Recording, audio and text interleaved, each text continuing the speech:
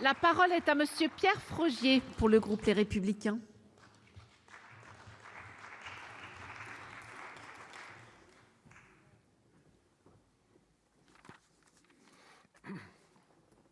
Madame la présidente, madame la ministre, monsieur le président rapporteur,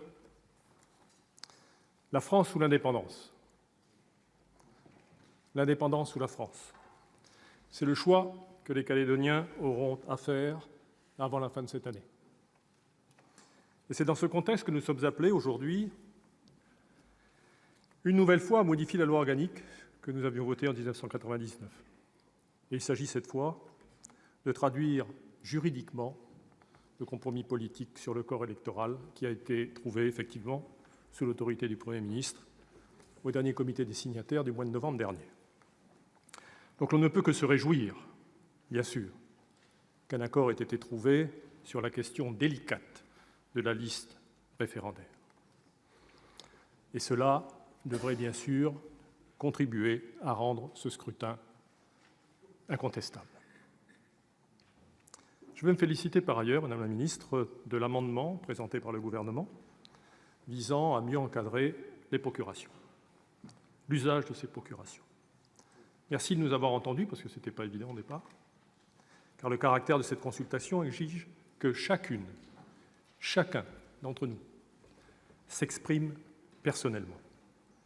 Et le vote par procuration doit rester une exception, car il en va de la sincérité de ce scrutin d'autodétermination.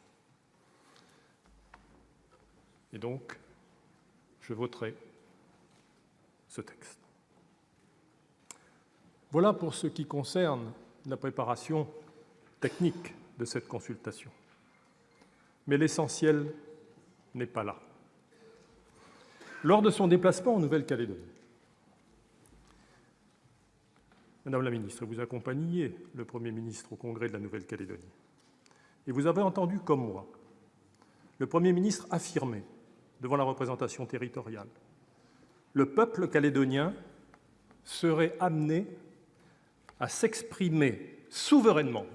Écoutez-moi bien, les mots ont un sens. Le peuple calédonien serait amené à s'exprimer souverainement lors de la consultation d'autodétermination.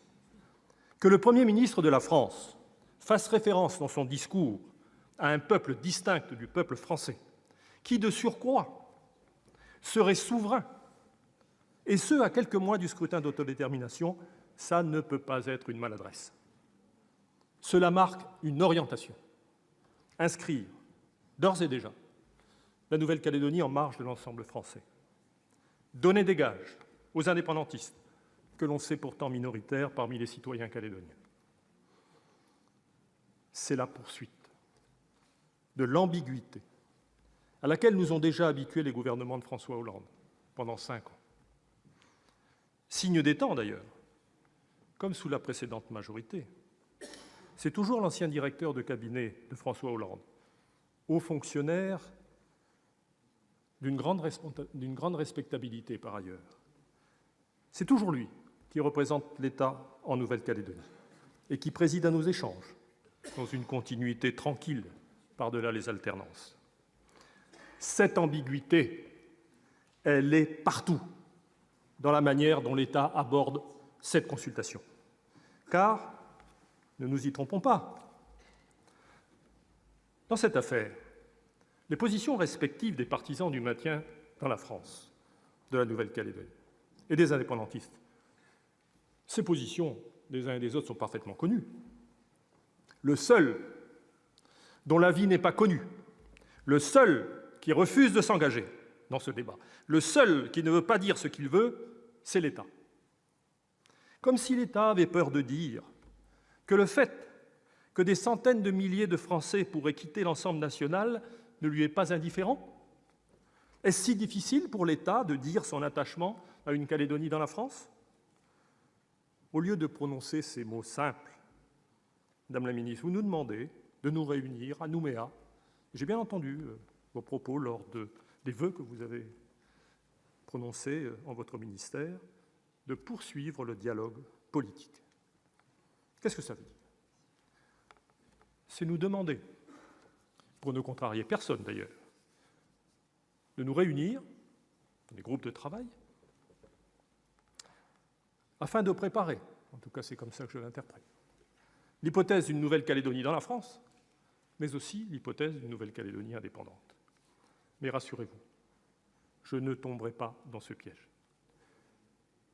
Je n'ai certainement pas reçu mandat pour préparer, même sous la forme d'une hypothèse de travail, le scénario d'une Nouvelle-Calédonie indépendante ou associée à la France.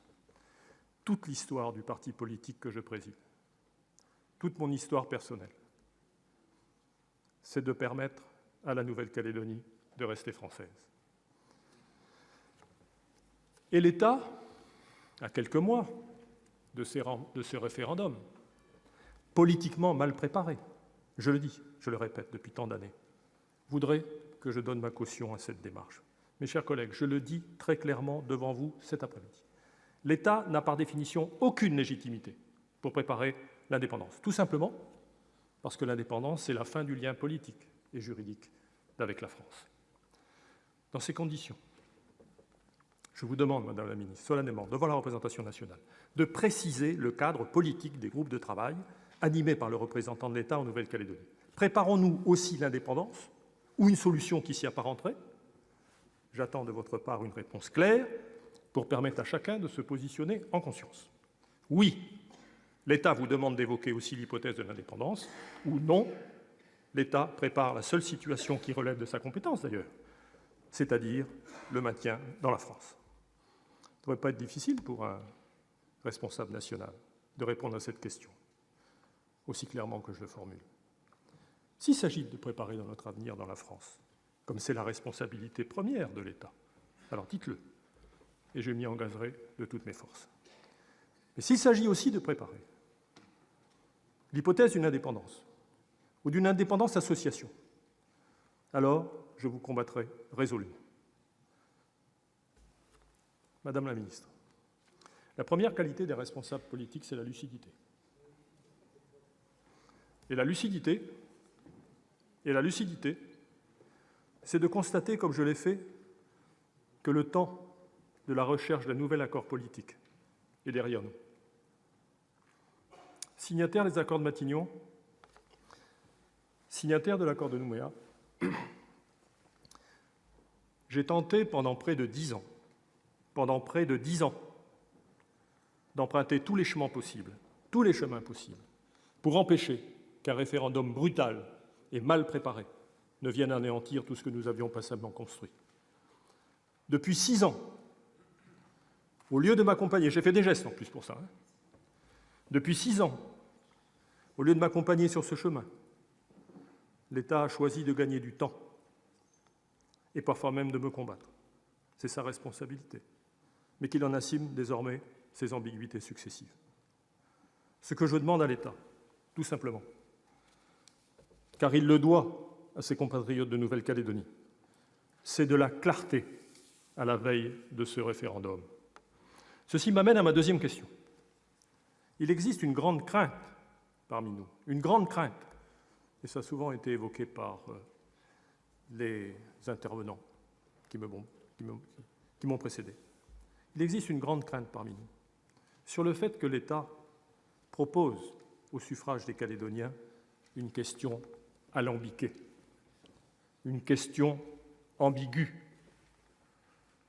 Pouvez-vous me confirmer que votre intention est bien de demander aux Calédoniens s'ils souhaitent ou non le maintien dans la France, sans aller à la recherche de formulations susceptibles de biaiser l'expression de leur volonté?